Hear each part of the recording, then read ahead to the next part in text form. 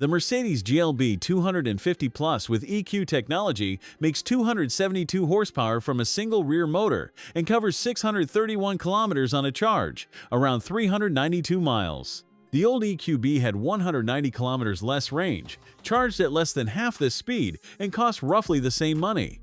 Mercedes did not update it. They retired the name, kept the shape, and rebuilt everything underneath with technology they developed for a car that drove 1,202 kilometers on a single charge. The VISION EQXX was a laboratory experiment. The GLB is the production result. Whether the experiment survived the transition to a family SUV is what the next 10 minutes answer. The proportions are the first signal that this is not the EQB with a new grille. 48 millimeters longer, 27 wider, 14 lower. The roofline drops just enough to lose the tall, narrow stance that made the old car look uncertain of its own category. You stand at the front and the star pattern grille with 94 individually lit LED elements is the most divisive detail Mercedes has put on a compact car in years. I find it more convincing in person than in photographs, where it reads as decorative rather than structural. From the side, flush door handles and compact mirrors clean up the airflow. The rear is where this generation earns its confidence. A full-width light bar connects the star-shaped tail signatures into a single horizontal line, and the vertical clusters borrow their architecture from the EQXX concept. The overall drag coefficient has not been published for the GLB specifically, but the platform it shares with the CLA achieves figures low enough to explain where some of that range comes from. If the exterior earns your attention, what Mercedes engineered underneath the floor is where it keeps it. The powertrain story on this car starts with a number most reviewers skip entirely, and that number changes the ownership calculation, 93%. That is the battery-to-wheel efficiency of the electric drive unit over long distances. For every 100 kilowatt-hours your battery holds, 93 reach the wheels. The old EQB lost significantly more energy between battery and tarmac. Mercedes achieved this figure through a combination of a silicon carbide inverter, which reduces switching losses in the power electronics, and a permanently excited synchronous motor with hairpin-wound stator coils and a rotor using nearly 0% heavy rare earth elements. The two-speed transmission on the rear axle is the detail that ties efficiency to real-world behavior. First gear runs an 11:1 ratio for city driving and acceleration from standstill. Second gear drops to 5:1 for highway cruising at speed. The shift mechanism uses claws in first gear and discs in second, with an online optimizer adjusting shift points in real time based on battery state of charge, driving program, and driver input. 200 kilowatts, 272 horsepower, 335 newton meters. 0 to 100 in 7.4 seconds, around 7.3 to 60 miles per hour. Those figures are adequate rather than thrilling, but the way the torque arrives is the story.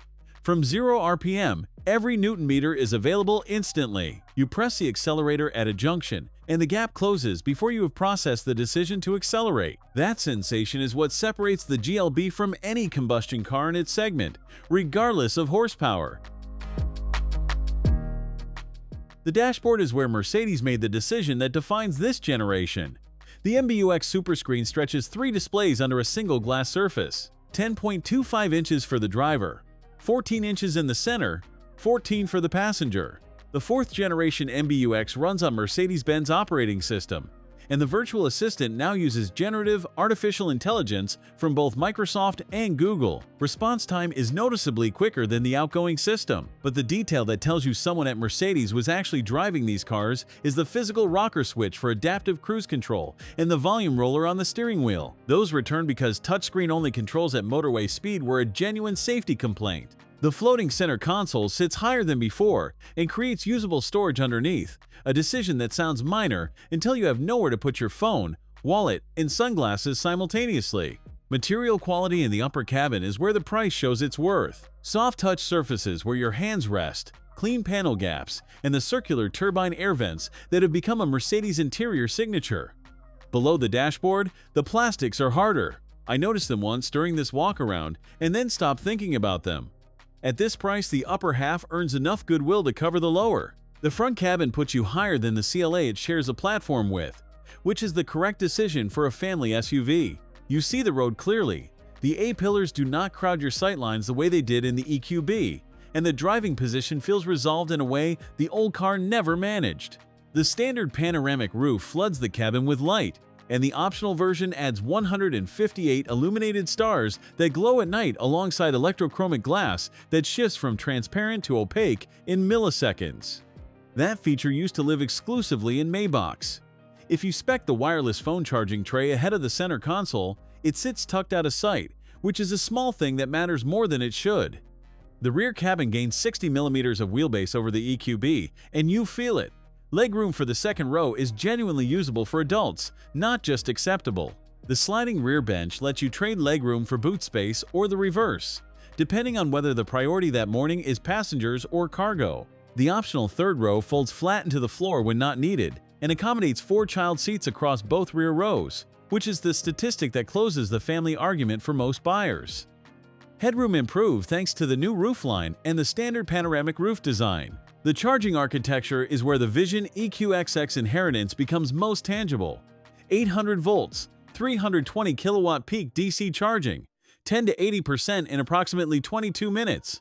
10 minutes at a fast charger adds 260 kilometers of range, around 161 miles.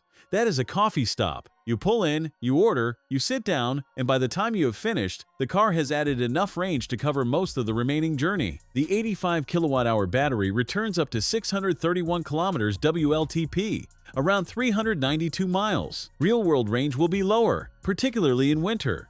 But the heat pump system addresses that directly. Adapted from the VISION EQXX, it scavenges thermal energy from 3 sources simultaneously: the electric drive unit, the battery pack, and the ambient air. Mercedes claims the cabin heats twice as fast as the EQB in sub-zero conditions, while consuming half the energy. That is the kind of engineering that does not appear on a spec sheet, but determines whether you arrive comfortable or compromised. The 4-mode regenerative braking system controlled by paddles behind the steering wheel lets you choose between coasting, with no regeneration, standard recovery, strong recovery at up to 3 meters per second squared of deceleration, and an automatic mode that uses navigation data and traffic information to adjust recovery in real time.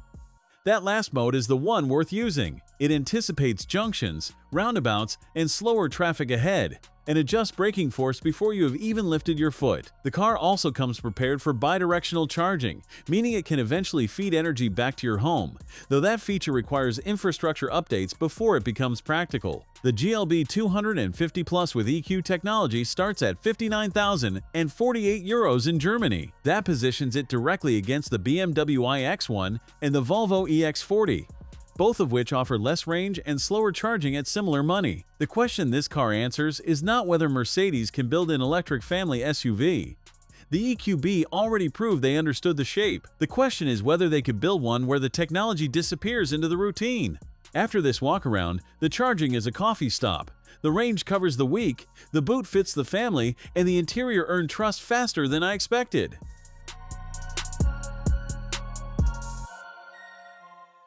Thanks for watching. If you enjoyed this video, hit that like button and subscribe for more content just like this. Leave a comment below with your thoughts or questions. I read every single one. And don't forget to click the bell icon to get notified about my next upload. See you in the next video.